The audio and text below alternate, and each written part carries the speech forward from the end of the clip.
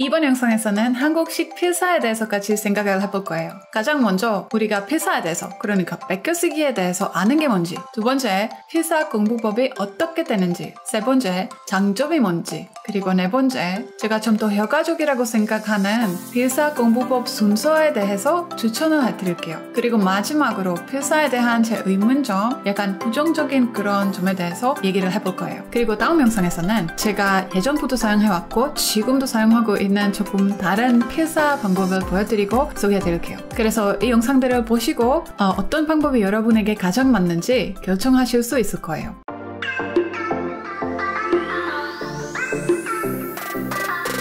몇 개월 전부터 시청자분들에게서 필사가 효과적인 방법인지에 대한 질문이 여러 차례 반복적으로 들어오고 있어요. 그런데 필사가 효과 있는지 없는지 확실하게 판단하기 어려운 이유를 먼저 짧게 말씀드릴게요.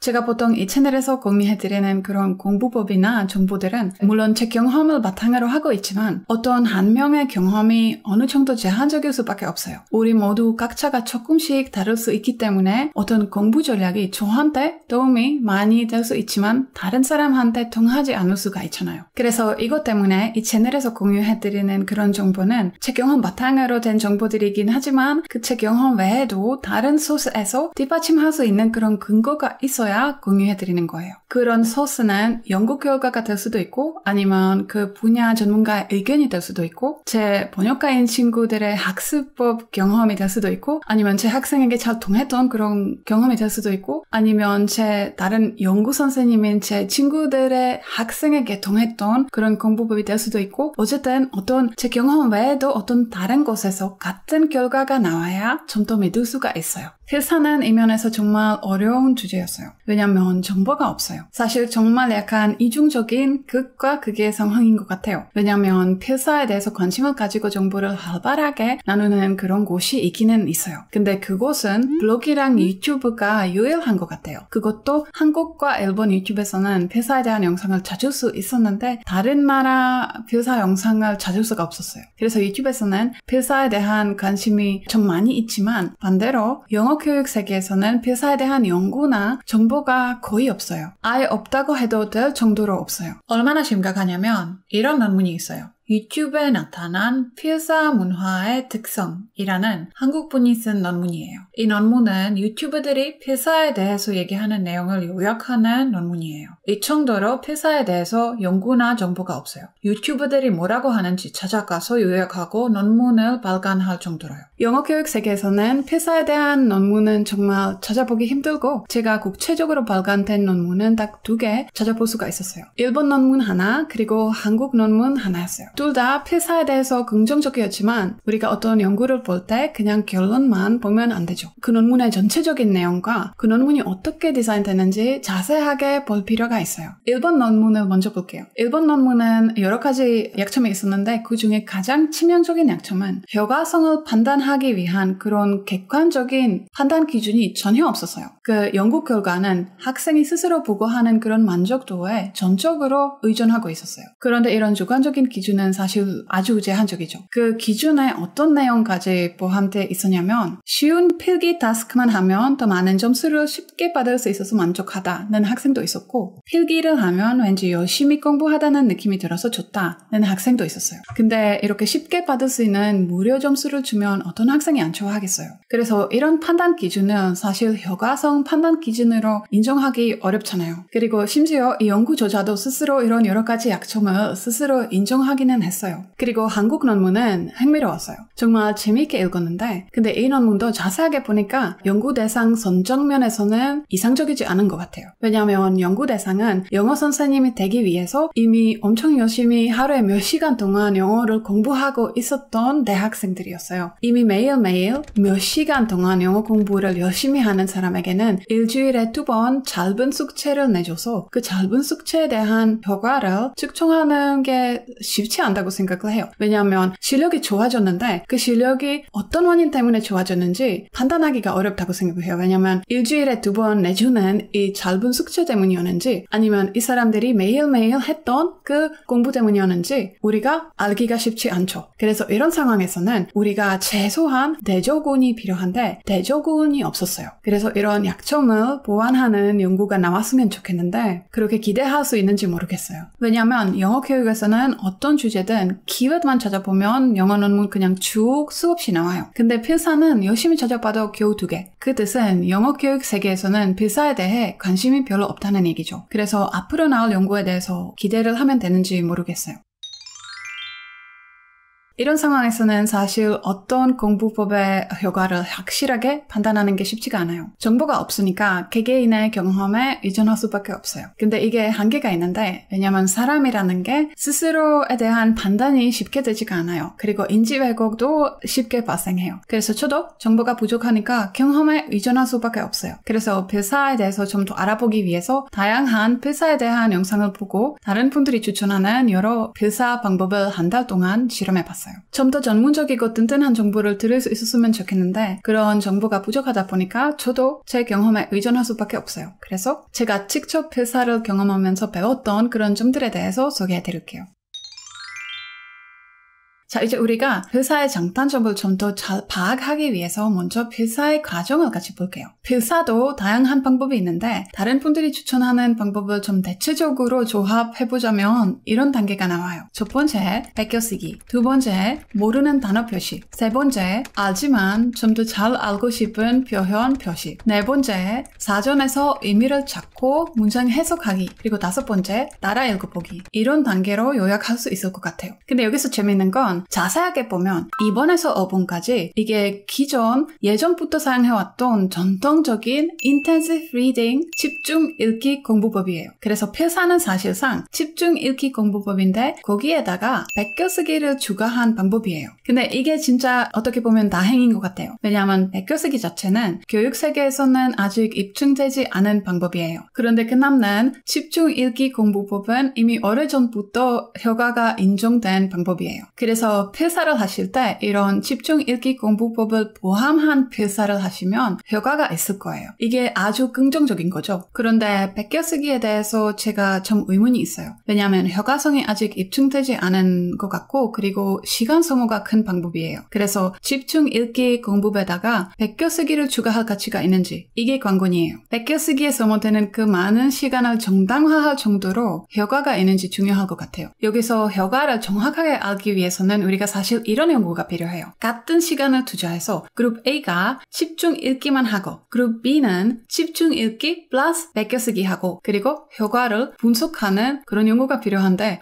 지금까지 없는 것 같아요. 그래도 여기 다행인 것은 집중 읽기 공부 방법은 효과적이니까 그 방법으로 하시면 효과를 얻으실 수 있으실 거예요. 단 만약에 베껴쓰기가 정말 효과 없는 방법이라면 그런 베껴쓰기에 시간을 많이 투자해야 되기 때문에 많은 시간 낭비가 될 수 있어요. 그런데 여기에도 약간의 반전이 있어요. 베껴쓰기도 부인할 수 없는 장점이 있어요. 그래서 베껴쓰기도 완전하게 무시할 만한 방법이 아닌 것 같아요. 그런데 영어 실력을 비교적 빨리 올리고 싶은 분들에게는 필사를 추천하지 않아요. 그래서 6개월 뒤에, 1년 뒤에, 1년 반 뒤에 취직하거나 아니면 영어가 필요한 그런 상황에 있으신 분들은 좀 더 많은 근거로 뒷받침된 그런 공부 방법을 선택하시는 게 좋다고 생각해요. 그런데 영어를 천천히 하고 싶은 손글씨 쓰는 자체를 좋아하시는 분들은 베껴쓰기가 효과 있든 없든 그 집중 읽기 방법만 추가하시면 효과가 있을 거예요. 단 필사는 리딩 영역에 속하다고 저는 생각을 하고 실제 쓰는 연습이랑 별 관계가 없다고 생각해요. 물론 인풋 활동으로 가치가 있어요.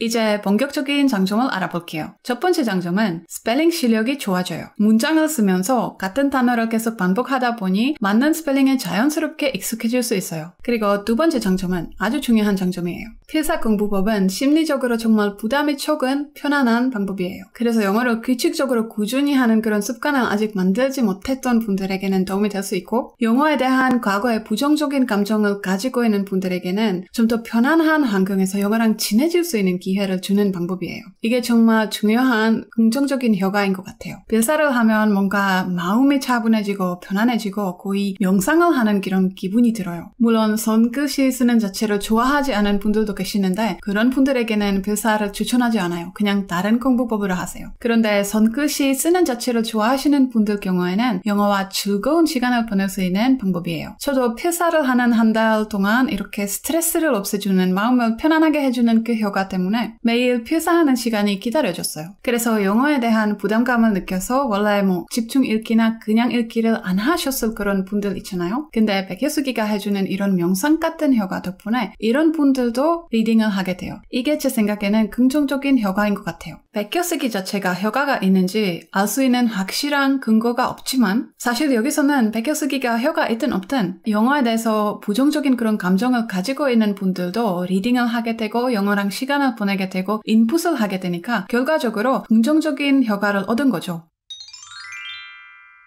한국식 필사에 사용되는 그 절차 순서에 대해서 제가 의문점 2가지가 있어요. 첫 번째 의문점은 우리가 첫 번째 단계에서 베껴쓰기를 한다면 아직 숙지되지 못했던 글이잖아요. 그래서 모르는 단어도 나올 거고 문장 해석이 제대로 안 되는 그런 문장도 있을 것 같은데 그런 상황에서 그냥 모르면서 베껴쓰기를 해요. 제 생각에는 모르면서 베껴쓰기를 하면 효과가 많이 떨어지거나 아예 없어질 수도 있을 것 같아요. 그리고 두 번째 의문점은 베껴쓰기를 하고 나서 모르는 단어 찾는 활동이라든지 아니면 문장을 공부하는 그런 활동들을 왜 베껴쓰기를 한 그 노트북에서 해야 되는지에 대한 의문이에요. 왜냐면 그런 문장을 공부하는 그런 활동들은 그냥 책에서 바로 하든지 아니면 그 내용을 인쇄본에서 바로 하면 되잖아요. 왜냐면 손글씨를 사실 아무리 예쁘게 써도 인쇄본 글자보다 불편할 것 같아요. 사실 저 같은 경우에는 이런 영어식 그 알파벳 손글씨에 아주 어렸을 때부터 잘 익숙해진 상태예요. 그래도 저도 손글씨보다 인쇄본 글자가 훨씬 편해요. 그래서 이런 영어식 알파벳 손글씨에 훨씬 안 익숙해진 여러분들은 훨씬 불편할 것 같아요. 그래서 이런 문장 공부하는 그런 활동들은 내 손글씨로 된 그 노트북에서 하는 대신에 그냥 인쇄해서 인쇄본 글자로 보면서 하는 게 더 편하지 않을까요? 눈에 훨씬 더 잘 들어올 것 같아요. 그래서 이런 이유 때문에 집중 듣기 그런 활동들은 먼저 하고 그리고 베껴쓰기를 맨 마지막 단계로 이동시키는 게 좋지 않을까 생각이 들어요. 그래서 가장 먼저 책에서나 인쇄본에서 글을 읽고 모르는 단어 찾고 마음에 드는 그런 표현들 표시하고 사전에서 의미를 찾고 문장들을 해석하고 글을 숙지한 다음에 베껴쓰기 하면 훨씬 머릿속에 잘 스며들어갈 것 같아요. 그래서 필사를 하시는 분들에게 이 순서로도 한번 해보시기를 추천드리고 싶어요. 먼저 텍스트 숙지를 한 다음에 베껴쓰기를 맨 마지막 이 순서로요. 둘 다 해보시고 여러분에게 어떤 방법이 더 맞는지 판단이 되실 거예요. 제가 이 영상을 만들면서 좀 많은 신경이 쓰였던 것은 제가 필사에 대해서 특히 베껴쓰기에 대해서 여러 의문점을 가지고 있어요. 그리고 필사는 아주 이상적인 방법이라고도 생각하지 않아요. 그런데 필사는 부인할 수 없는 장점이 있는 것도 사실이에요. 그래서 일부 분들에게는 좋은 효과를 가져올 수 있는 방법인 것 같아요. 그래서 이런 분들은 필사를 하고 잘 하고 계시다가 제가 필사에 대해서 부정적인 말을 해서 이런 분들의 공부 루틴에 차질이 갈까봐 정말 많은 걱정을 했어요. 외국어 공부에 있어서 많은 분들은 무조건 이렇게 하세요. 무조건 이렇게 하지 마세요. 라는 분들이 있는데 저도 옛날에 15년 전에 그랬어요. 근데 그때부터 너무 많은 다양한 상황을 보다 보니까 이제 그렇게 생각하지 않아요. 외국어 공부에 있어서 사실 그런 절대적인 게 생각보다 많이 없어요. 정말 극소수예요. 특히 방법적인 면에서 어떤 꼭 해야 하는, 무조건 해야 하는 그런 방법은 없고 거의 항상 대안이 있어요. 어떤 방법이든 본인에게 맞아야 돼요. 그래서 어떤 방법이 객관적으로 얼마나 효과적인지 보는 것도 물론 중요하지만 이렇게 주관적으로 보는 관점도 같은 만큼 중요해요. 그래서 예를 들면 어떤 완벽하게 이상적인 방법 A가 있는데 그리고 좀 덜 이상적인 방법 B가 있다면 그러면 우리가 당연히 방법 A를 선택해야 되죠. 완벽하게 이상적인 방법이니까. 그런데 만약에 방법 A가 본인에게 안 맞거나 아니면 실천하기 어렵다면 그러면 이 상황에서는 방법 A가 이상적인 거 아니고 방법 B가 상황상 이상적인 방법이 되는 거죠. 그래서 공부법을 선택할 때 이런 주관적인 관점을 고려하는 것도 중요해요. 그래서 지금부터 약간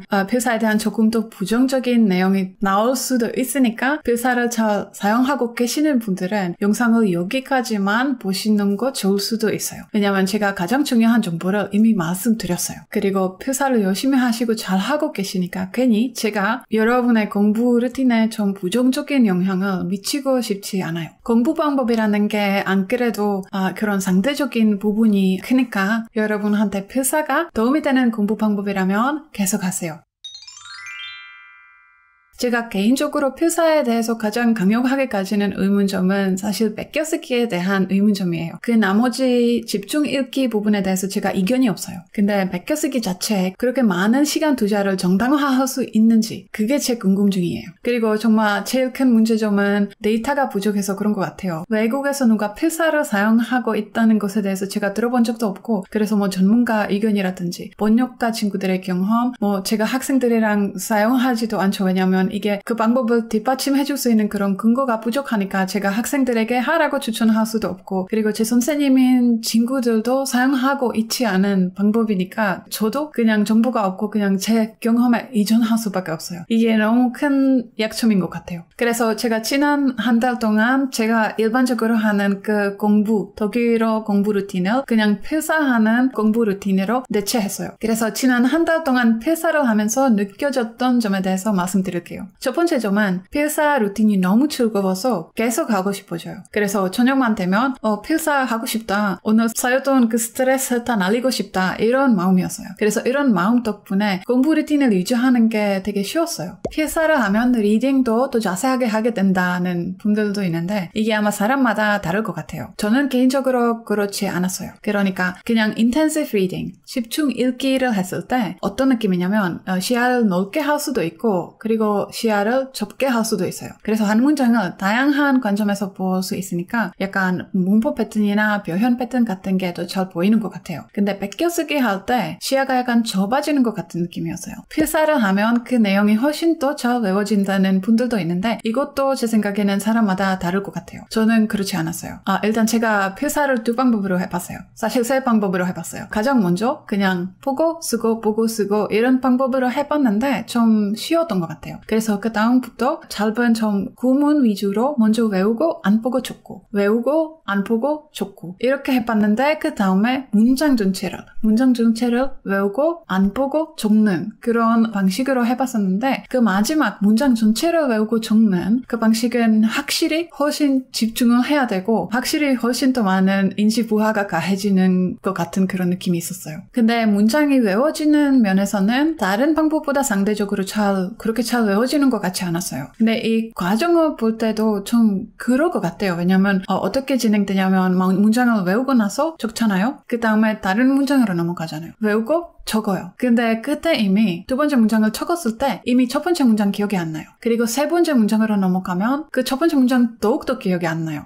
이게 제 생각에는 어떤 이유 때문이냐면 우리가 보통 어떤 기억을 단기 기억으로 두지 않고 장기 기억으로 두려고 하잖아요. 근데 이렇게 작업하면 장기 기억으로 두는 것도 아니고 근데 단기 기억으로 두는 것도 아닌 것 같아요. 그냥 working memory, 작업 기억에만 드는 것 같아요. 작업 기억은 보통 이 문장을 이렇게 작업하고 적고 나서 그냥 날아가 버리잖아요. 몇 초밖에 안 되는 그런 기억인데 그래서 딱 그런 느낌이었던 것 같아요. 그래서 이런 실험을 하고 나서 제 결론은 그리고 이거 제 결론이에요. 여러분의 결론이 다를 수 있어요. 그래서 제 결론은 일단 아주 좋았던 점은 너무 즐거웠어요. 스트레스를 다 날려버리는 그런 느낌이었어요. 근데 두 번째로 느껴졌던 점은 예전에 제가 원래 했던 그 공부 루틴보다는 실력 향상 속도가 느려진 것 같아요. 그래서 결론은 지난달에 한 달 동안 필사를 한 다음에 지금 다시 원래 기본 루틴으로 돌아가기로 결정을 했어요. 이거 약간 슬프기는 해요. 왜냐면 제 기본 루틴은 재미있지만 필사 루틴처럼 스트레스 다 풀리는 그런 효과가 없어요. 아니 조금 있어요. 재미있어서 스트레스 풀리는 효과가 조금 있지만 필사처럼 그런 명상 같은 그런 효과가 없어요. 그래서 조금 슬프지만